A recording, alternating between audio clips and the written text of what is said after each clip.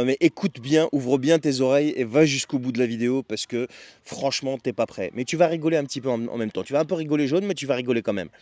Écoute bien. Tu as été un artisan déterminé de ces politiques pro-entreprise. Fin de citation. Ça, c'était la phrase du patron du MEDEF.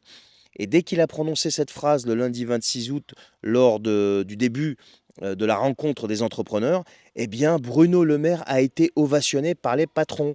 Oui, oui, tu as bien entendu, Bruno Le Maire a été ovationné par les patrons.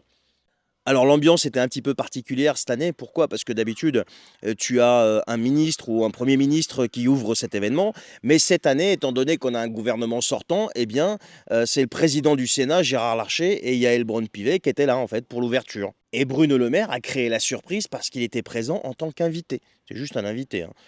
C'était pas, voilà, c'était juste un invité. C'est un ministre de l'économie et des finances qui est sortant.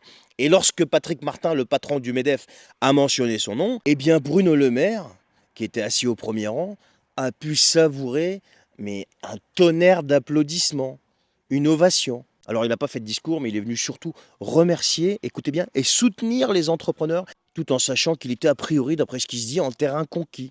Parce qu'a priori, les entrepreneurs l'adorent.